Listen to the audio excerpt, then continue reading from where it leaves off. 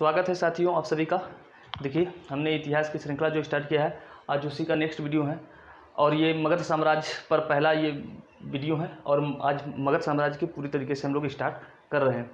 आज के बाद मैंने कहा है कि एक हफ्ते बाद वीडियो होगा क्योंकि जाना है दिल्ली, इंटरव्यू है तो उसमें जाना है, इसलिए आज के बाद करीब एक हफ्ता बाद भी वीडियो बनेगा, लेकिन वीडियो इस पर फिर आते रहेंगे, रेगुलर आते रहेंगे भी। चलिए स्टार्ट करते हैं कि जब जनपद उत्तर वैदिक काल समाप्त हुआ तो हमारे यहाँ जब महाजनपद काल स्टार्ट हुआ, यानी कि जब कई छोटे छोटे जनपदों से मिलकर एक बहुत बड़ा साम्राज्य बना जिसे कहा गया महाजनपद, जिसमें 16 महाजनपद था। उन 16 महाजनपद में से जो सबसे नामी या सबसे शक्तिशाली जो बाद में महाजनपद बना वो था मगध साम्राज्य। और इस मगध साम्राज्य पे जो पहला सबसे वंश आया वो था हर्यक वंश। और पढ़ना हम लोगों को मगध वंश ही है खासतौर से। और बाकी मैंने पिछले वीडियो में 16 महाजनपद और उनकी राजधानियाँ, फिर उसके बाद एक और वीडियो था जिसमें मैंने बता दिया कि कौन कौन से वंश पढ़ने हैं और कौन कौन से उनके संस्थापक थे। तो वो एक वीडियो था, छोटा सा वीडियो था, उसको जिन लोगों ने नहीं देखा होगा वो देख लीजिएगा। चलिए हम लोग आज कहानी स्टार्ट करते हैं बिंबिसार से। तो हर्यक वंश का संस्थापक जो था वो कौन था? बिंबिसार। बिंबिसार शासन कब से कब तक किया था? 544 से 492 ईसा बीसी तक, ईसा मसीह के जन्म से 544 से लेकर 492 बीसी, यानी इसने करीब कुल 52 वर्ष तक 52 वर्ष तक इसने शासन किया था। बहुत लंबा समय तक इसने शासन किया था। बाद में इसके पुत्र ने ही इसकी हत्या कर गद्दी प्राप्त कर ली थी। लेकिन इनके बिंबिसार के बारे में एक कहानी है, एक कहानी है, उस कहानी को हम लोग देख लेते हैं। इनका संबंध जो है बहुत, अगर कोई पढ़ा होता है तो बुद्ध इस वक्त भी थे, इस वक्त बुद्ध थे, अपना उस वक्त उपदेश दे रहे थे, इनके समय में बुद्ध थे। इनके संबंध सबसे जो रोचक कहानी है वो बिंबिसार की और आम्रपाली की प्रेम कहानी है। बिंबिसार और आम्रपाली, माना जाता है कि इतिहास में आज तक इससे खूबसूरत कोई महिला भी नहीं हुई है। आम्रपाली, ये दोनों का प्रेम संबंध था। प्रेम संबंध, इनकी प्रेम कहानियाँ बड़ी प्रसिद्ध है। बाद में इनका जो पुत्र था अजातशत्रु, वो भी इसी से प्रेम किया था। तो वही कहानी क्या है देखिए, समझते हैं। ये जो था ये मगध साम्राज्य का शासक था, बहुत शक्तिशाली शासक था। और उस मगध के जो मैंने 16 महाजनपद बताया तो मैप में भी समझाया है कि मगध के जस्ट ऊपर, बिहार में ही थोड़ा सा ऊपर एक राज्य था 16 महाजनपदों में से, जिसे कहा जाता था वज्जी संघ कहा जाता था। तो आम्रपाली कहाँ की थी? वज्जी संघ की थी।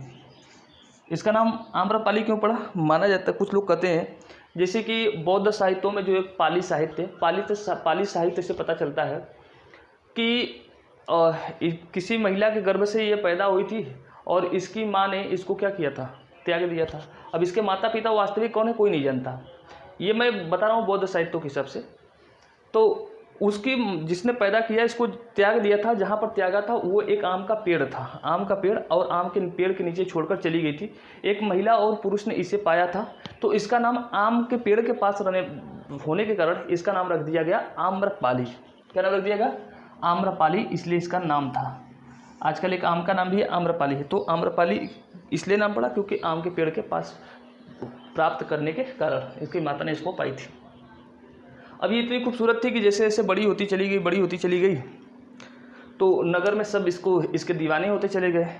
और वज्जी, मैंने बताया कि वज्जी जो था ये संघ था 8 वंशों का, यानी वज्जी जो था, वज्जी का जो मुखिया होता था, ये 8 वंश हुआ करते थे। इन 8 वंशों से मिलकर के उनका एक मुखिया चुना जाता था, यानी गणतांत्रिक था। ये 8 वंश से मिलकर उनका एक मुखिया चुना जाता था और वही शासन करता था। तो एक तरीके से गणतांत्रिक मतलब वंशानुगत प्रणाली नहीं कि राजा अपनी मनमानी कर सके, तो ऐसा वहाँ पे व्यवस्था नहीं था।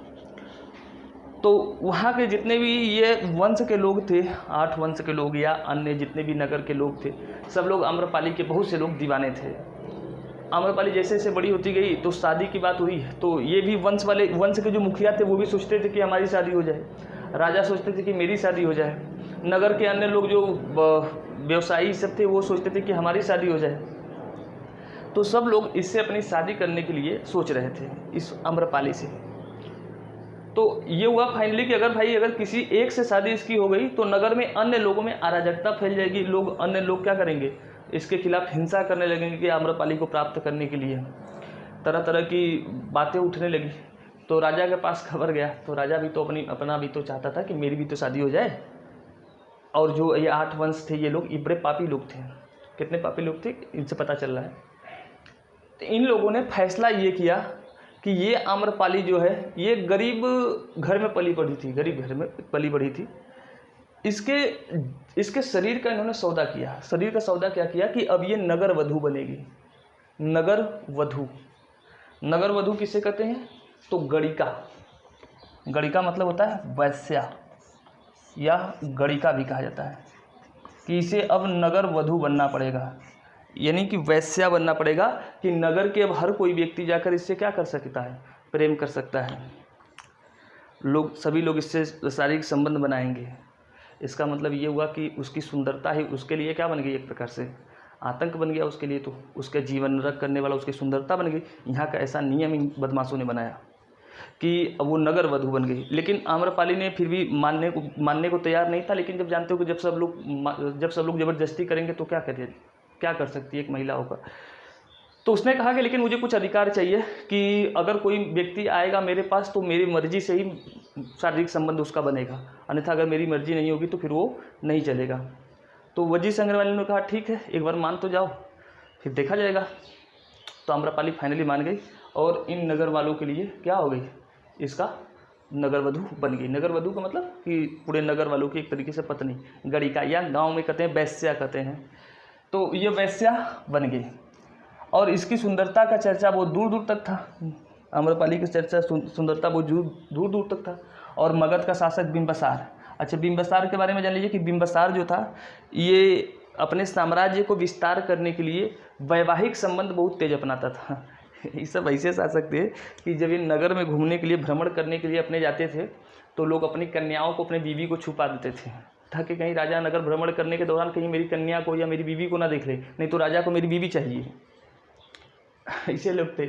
इसने अपने साम्राज्य के विस्तार के लिए कई राजाओं की कन्याओं से क्या किया? शादी किया। जो अपना उत्तर प्रदेश का कोसल था, तो कोसल राज की मैंने बताया था, वहाँ का जो शासक था कोसल राज, उसी का पुत्र था प्रसेनजीत, और प्रसेनजीत की बहन थी जिसका नाम था कोसला देवी। इसने कोसला देवी से भी शादी किया था। पंजाब के कुछ शासक थे, वहाँ से भी शादी किया था। राजस्थान के कुछ शासक थे, वहाँ से भी, मतलब शादी करके उनसे कहता था कि मेरा आपसे रिश्ता हो गया तो मैं अब आप पे आक्रमण नहीं करूँगा, हम आपके साम्राज्य की रक्षा करेंगे, आप हमारे साम्राज्य की रक्षा करेंगे। बस मुझे लगता है अपने भारत के इतिहास में लोग राजा बनते ही इसीलिए थे, चरम सुख प्राप्त करने के लिए, चरम नहीं, चरम सुख प्राप्त करने के लिए, चमड़े वाला सुख प्राप्त करने के लिए। यही बदमाशों वाला यही इनकी कहानियाँ रही है। तो अब इनको बिंबिसार को भी खबर लग गया है कि वज्जी संघ की जो नगर वधू है बहुत खूबसूरत है। और लेकिन मगध का और वज्जी का, इन दोनों का चलता था 36 का आंकड़ा था। मतलब दोनों के एक दूसरे के दुश्मन थे, पड़ोसी थे ना। मगध बिहार में बहुत बड़ा था, शक्तिशाली था, उसी के ऊपर थोड़ा सा कौन था? वज्जी संघ था। उसको पता चला तो ये बिंबिसार जो थे, इनको पता जब चल गया कि नगर खूबसूरत है आम्रपाली, तो ये आम्रपाली के पास चोरी छिपे गए। और राजा थे भाई, तो इसको कहते हैं कि आम्रपाली ने जब बिंबिसार को देखा तो आम्रपाली को प्रेम हो गया। हो सकता है कि आम्रपाली को पता चल गया होगा कि मगध का राजा है, बहुत बड़ा साम्राज्य वाला है, बहुत शक्तिशाली भी है, पैसा वाला भी है, बहुत कुछ है। तो उसने भी इससे विवाह, मतलब विवाह नहीं किया, क्योंकि विवाह नहीं करेगी ना, प्रेम हो गया। इससे एक बच्चा पैदा हुआ था, उस बच्चे का नाम क्या था? उसका नाम था जीवक। क्या नाम था? जीवक नाम था। एक बच्चा पैदा हुआ, विवाह नहीं किया था, जीवक पैदा हुआ था। तो ये नाम याद रखिएगा कि जीवक, कौन पैदा हुआ था? जीवक पैदा हुआ था। फिर उसके बाद क्या हुआ कि ऐसे ही कुछ दिन चलता रहा। फिर एक बार बिंबिसार ने इस वज्जी संघ पे अपना आक्रमण किया था। जब आक्रमण किया तो उस वक्त आम्रपाली ने मनाया मगध को कि भाई आप हमारे साम्राज्य को छोड़ दीजिए, क्योंकि आम्रपाली को अपने साम्राज्य से बड़ा प्रेम था, अपने वज्जी संघ से। तो उसने कहा कि छोड़ दीजिए। तो बिंबिसार वापस लौट गए। जब बिंबिसार वापस लौट गए तो फिर उसके बाद उस पर आक्रमण नहीं किया वज्जी संघ पे। तब से उसके पुत्र अजातशत्रु जो था उसने क्या किया? बिंबिसार की हत्या कर दी। लेकिन अपने पिताजी के प्रेम संबंध के बारे में इसको पता नहीं था, पता भी नहीं था। अजातशत्रु ने 492 में हत्या कर दिया, किसका? बिंबिसार का। अच्छा, हत्या क्यों किया बिंबिसार का? तो उस वक्त मैंने कहा कि गौतम बुद्ध थे, और गौतम बुद्ध का ही एक भाई था, मतलब उसे बोलते कजिन ब्रदर्स ना, कजिन ब्रदर्स था, सगा भाई नहीं था लेकिन सौतेला भाई था, कजिन ब्रदर्स था, कजिन भाई था, मतलब चाचा का भाई था, जिसका नाम था देवदत्त, नाम था देवदत्त। देवदत्त का शिष्य था अजातशत्रु, और ये शिष्य थे बिंबिसार महात्मा बुद्ध के। तो देवदत्त ने अजातशत्रु को भड़का करके इनकी क्या करवा दी, हत्या करवा दी बिंबिसार की। मामला ये था। अजातशत्रु जब गद्दी पर बैठा तो ये शासक बना, इसने भी सुना आम्रपाली के बारे में। तो अजातशत्रु भी गए कहाँ पर, आम्रपाली के पास गए। कहाँ पर, वज्जी से। वज्जी के राजधानी जो था वो वैशाली में, क्योंकि एग्जाम में पूछा जाता है कि आम्रपाली कहाँ गई थी, तो वैशाली रहता है ना, क्योंकि वज्जी की राजधानी वैशाली थी। वो भी वैशाली गए, और वैशाली में गए तो आम्रपाली अब भी खूबसूरत थी, अब भी जवान थी। ये तो बिंबिसार थोड़े बूढ़े थे ना, लेकिन आम्रपाली जवान थी तभी। इनके समय में इनके उम्र के आसपास थे अजातशत्रु। ये भी गए थे, ये भी बेचारे देख के एकदम मंत्रमुग्ध हो गए कि बस यही चांद का टुकड़ा है, यही चांद का टुकड़ा, इसी को ढूंढ रहा था। और आम्रपाली ने भी देखा इनको, अजातशत्रु को, तो इनको अपने उम्र का लगा कि हाँ एकदम जवान आदमी है, राजा का लड़का है तो हैंडसम भी रहेगा और ताकतवर भी था, हट्टा कट्टा भी था। तो आम्रपाली को अजातशत्रु से प्रेम हो गया। पता नहीं कितनी बार प्रेम होता था इन लोगों को। अजातशत्रु को प्रेम हो गया आम्रपाली से, और आम्रपाली को प्रेम हो गया अजातशत्रु से। इन दोनों का भी प्रेम संबंध चला, कुछ दिन तक चला। फिर जब वहाँ के, मैंने कहा कि इन दोनों का दुश्मनी चलता था मगध और वज्जी से। तो जब वज्जी के लोगों को पता चला कि आम्रपाली जो है अजातशत्रु से प्रेम करती है और अजातशत्रु हमारे दुश्मन का राजा है, दुश्मन साम्राज्य का राजा है, तो इस वज्जी के संग के लोगों ने आम्रपाली को क्या कर दिया, कैद कर दिया। आम्रपाली को कैद कर दिया तो पता चला किसको, अजातशत्रु को, कि हमारी प्रेमिका को कैद कर दिया है किसी ने, इन वज्जी संघ के लोगों ने। तो अजातशत्रु ने आक्रमण किया किस पर, इस वज्जी संघ यानी वैशाली पर आक्रमण किया, और इस वज्जी संघ यानी वैशाली को क्या किया, अपने कब्जे में ले लिया, मतलब उस पर अपना शासन स्थापित कर लिया। फिर उसके बाद अजातशत्रु ने वैशाली इसको, आम्रपाली को भी त्याग दिया। और आम्रपाली जो थी, इसके तो दीवाने अभी भी सब लोग थे। एक बौद्ध भिक्षु था, बौद्ध भिक्षु, आम्रपाली उस बौद्ध भिक्षु का दीवानी होगी, बौद्ध भिक्षु का। और उस बौद्ध भिक्षु से कहा कि मैं आपसे शादी करना चाहती हूँ, आम्रपाली ने कहा। और बौद्ध भिक्षु ने कहा कि देखिए मैं शादी नहीं, जब तक मैं अपने गुरु से, यानी मेरे जो गुरु है महात्मा बुद्ध, जब तक वो ना कह दे तब तक मैं आपसे शादी नहीं करूँगा। और 4 सालों तक ये कोशिश करती रही आम्रपाली की ये मुझसे शादी कर ले, 4 सालों तक, लेकिन मामला सेट हुआ नहीं। तो फिर फाइनली आम्रपाली ने उस बौद्ध भिक्षु से कहा कि आप मुझसे क्यों नहीं शादी करना चाहते, तो कहा कि मेरे गुरु हैं।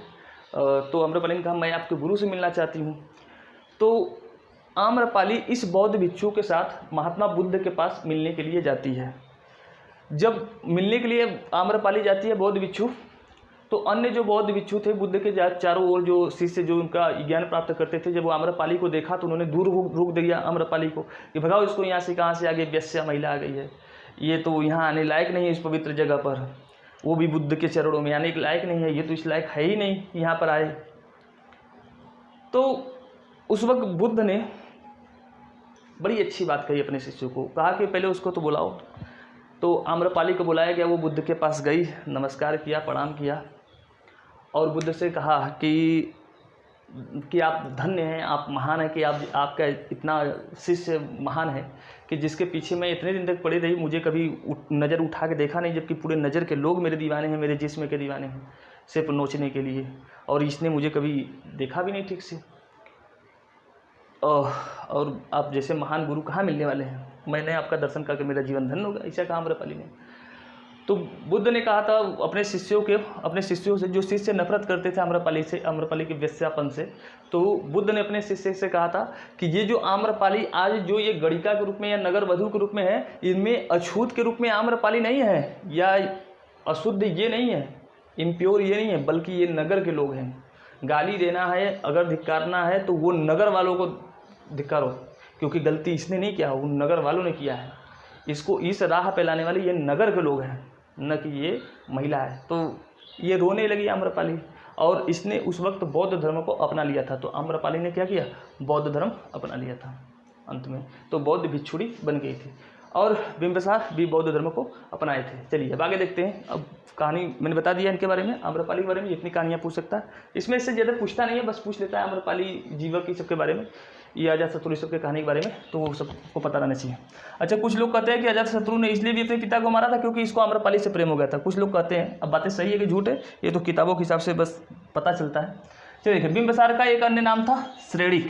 बिंबिसार को क्या कहते हैं? श्रेणिक भी कहा जाता है। एग्जाम में आपसे पूछेगा कि श्रेणिक निम्नलिखित में से किसे कहा जाता था, तो बिंबिसार को श्रेणिक कहा जाता था। इसने सबसे पहली बार गिरिब्रज या राजगृह राजधानी बनाया था। जो बताया था मगध की राजधानी कहाँ थी? गिरिब्रज या राजगृह। तो सबसे पहले बिंबिसार ने ही मगध की राजधानी गिरिब्रज बनाया था। फिर साम्राज्य विस्तार के लिए इसने विजय मतलब पहले आक्रमण करो, हराओ, ये वाला नीति अपनाई। दूसरा विवाह की नीति भी अपनाई।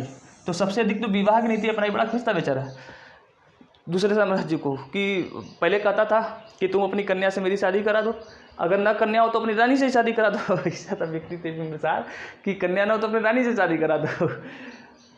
और फिर उसके बाद जब अब रिश्ते हमारे आपके बन जाएंगे तो फिर साम्राज्य का विस्तार हो ही जाएगा। इस प्रकार की नीति अपनाते थे। लड़ाई भी नहीं लड़ेंगे, शांति से काम भी हो जाएगा, इस प्रकार का। फिर है कौशल राज की पुत्री, जो मैंने कहा उत्तर प्रदेश जो कौशल था, इसकी राजधानी जो श्रावस्ती थी, इसकी कन्या थी जिसका नाम था कौशला देवी। कौशला देवी या कौशल देवी नाम था इसका। इसी का भाई प्रसेनजीत था, उससे शादी किया था। बहुत से जगहों से शादी किया था। तो ये पहली शादी इनकी थी, कौशल देवी से विवाह किया था।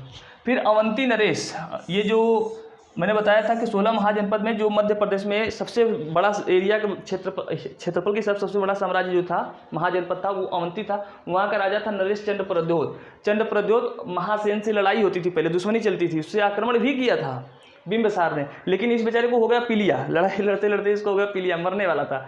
तो ये हो क्या, बचेगा कैसे? तो इसका मैंने बताया कि आम्रपाली के पुत्र ये जो जीवक था, ये एक प्रकार से राजवैद्य था। राजवैद्य का मतलब उस वक्त चिकित्सा करता था, दवा ववा देता था। छोटा सा नैना एक बालक था, लेकिन दवा देता था औषधि बना के।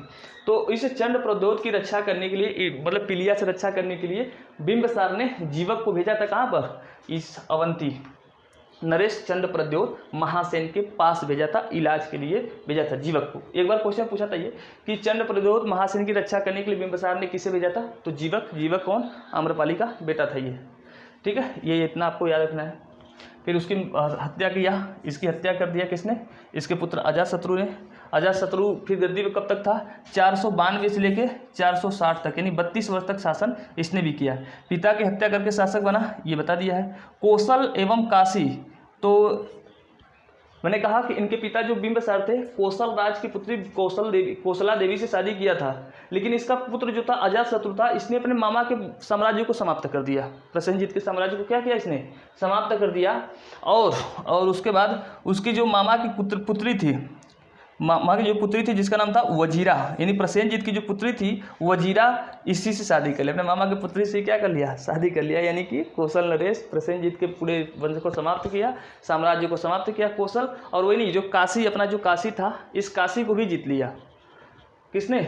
अजातशत्रु ने, जो अपना काशी आज वर्तमान में है, इसको भी जीता और कौशल को भी जीता। और कौशल की पुत्री प्रसेनजीत की लड़की कन्या से इसने शादी कर लिया, वजीरा से शादी किया था। इसको किस नाम से जाना जाता है? इसको कुड़ी के नाम से जाना जाता है। कुड़ी के नाम से भी इसे जाना जाता है। तो याद रखिएगा कि इसे श्रेणी कहा जाता था, इसे कुड़ी के नाम से जाना जाता था। फिर आगे है वैशाली के खिलाफ युद्ध में। वैशाली मतलब जो मैंने बताया कि आम्रपाली को जब पता चला कि आम्रपाली ने उसको कैद कर लिया है वहाँ के लोगों ने, तो उसने वैशाली पर आक्रमण किया था। जो वज्जी की राजधानी थी वैशाली पर आक्रमण किया। युद्ध में रथमुसल और महाशिला कंटक का मतलब बड़े बड़े पत्थर होते थे। शिला का मतलब होता है पत्थर, बड़े बड़े पत्थर होते थे। उस पत्थरों में कांटे लगे होते थे, जो फेंका, कभी आप लोगों ने फिल्मों में देखा होगा तो जो कांटे की तरफ फेंकते हैं, बांध कर फिर खींचते हैं, जो व्यक्ति आएगा पूरा कांटा धंस जाएगा, एकदम चपड़िया जाता है, वो वाला हाल।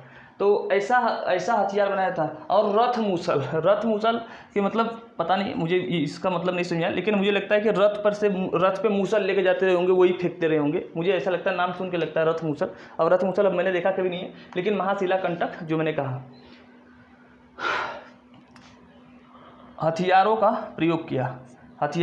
उपयोग किया था। तो वैशाली के खिलाफ युद्ध में रथ, मूसल, महाशिला, कंटक तथा हथियारों का उपयोग किया था। एक बार ये एग्जाम में पूछा था कि अजातशत्रु ने जब वैशाली पर आक्रमण किया था तो किस हथियार का उपयोग किया था, तो रथ, मूसल और महाशिला, कंटक का। फिर राजगिरी में स्तूप मैंने बताया था कि जैसे बुद्ध की जब मृत्यु की, इसी के शासनकाल में जब ये मतलब जानते कि बुद्ध की मृत्यु 483 BC में हुई थी। जब ये गद्दी पर बैठा था तो इसकी गद्दी पर बैठने के 8 साल बाद मतलब 483 में मृत्यु हुई थी किसकी, बुद्ध की। तो ये भी पहले तो बुद्ध का विरोधी था, अपने पिता के विरोधी मतलब बुद्ध के विरोधी था, लेकिन बाद में ये क्या किया, बुद्ध को अपना गुरु मान लिया, यानी बौद्ध धर्म को इसने भी अपना लिया। तो जब बुद्ध की मृत्यु हो गई तो इसने क्या किया था, राजगिरी में एक स्तूप बनवाया था। राजगिरी में क्या किया था, स्तूप का मतलब होता है एक बड़ा सा पत्थरों का क्या किया जाता है, एक पत्थर बहुत बड़ा सा गाजे जाते हैं और नीचे जो होता है, इसके नीचे जो थे बुद्ध के जलाने के बाद जो अवशेष या बुद्ध जिन वस्तुओं का प्रयोग करते थे या बुद्ध के शरीर के अवशेष जो होते हैं उसको किसी एक कलश में रख करके और उसके ऊपर ईंटें से सब गाज करके बहुत ऊंचा से जगह बनाया जाता था, उसे कहा जाता था स्तूप। जैसे सामने देखे होंगे आप लोग, चौखंडी स्तूप है, तो सांची के स्तूप है, बहुत से स्तूप बनाए जाते थे, पत्थर को गाज के सब बनाए जाते थे। तो इसने राजगिरी में एक स्तूप बनवाया था तथा प्रथम बौद्ध संगीति करवाई थी। हमने ये बताया है आप लोगों को, 483 BC में प्रथम बौद्ध संगीति हुई थी, जिसकी अध्यक्षता किसने किया था, महाकश्यप ने। और ये किसके समय हुआ था, तो अजातशत्रु के समय में हुआ था। फिर इसके बाद गद्दी पर यानी इसकी भी हत्या हुई, अजातशत्रु की भी हत्या हुई और इसकी हत्या करने वाला इसका पुत्र था उदाइन जो था, इसने हत्या किया था। इसके बारे में ज़्यादा क्वेश्चन नहीं पूछता है, 460 से 444 BC तक था ये गद्दी पर। लेकिन इसके बारे में इतना क्वेश्चन पूछता है कि पाटलिपुत्र जो आज का पटना है, मगध की राजधानी जो है पाटलिपुत्र, पहले तो गिरिब्रज या राजगिरी थी, बाद में पाटलिपुत्र किसने बनाई थी, तो वो बनाया था उदाइन ने। एक बार क्वेश्चन पूछ लिया था कि कुसुमपुर निम्नलिखित में से किसका नाम था, तो पाटलिपुत्र का अलग अलग नाम है। आप जब पढ़ेंगे जैसे यूनानी साहित्यों में तो इस पाटलिपुत्र को पोलीब्रोथा कहा जाता है, पोलीब्रोथा। और आप पढ़ेंगे जब बौद्ध साहित्यों में तो उसे कुसुमपुर कहा गया है, बौद्ध साहित्यों में, पाली साहित्यों में इसे कुसुमपुर कहा गया है। तो इसने राजधानी बनाई थी, इतना याद रखिएगा कि उदाइन ने ही कुसुमपुर या पाटलिपुत्र को राजधानी बनाई थी। फिर इसके बाद ये वंश जब समाप्त हो गया तो इसी वंश का जो आखिरी शासक था इसको मार करके जो महापद्मनंद था, महापद्मनंद ने नंद वंश की स्थापना किया था। तो नंद वंश इसके बाद के आगे की जो वंश है वो हम लोग पढ़ेंगे नेक्स्ट वीडियो में। हाँ, ये गलती है, शिशुनाग था, शिशुनाग ने इस वंश की समापन किया था, जिसलिए इसके बाद जो वंश शुरू हुआ था उसका नाम था नागवंश। तो हम लोगों को नागवंश और नंदवंश एक ही वीडियो में ख़त्म कर देंगे। फिर उसके बाद मौर्य वंश को थोड़ा डिटेल में पढ़ना है, तो मौर्य वंश फिर नेक्स्ट वीडियो में बनेगा। 2 वीडियो में मौर्य वंश, एक वीडियो के बाद दूसरे में मौर्य वंश शुरू हो जाएगा। तो चलिए बस करते हैं जितना ही।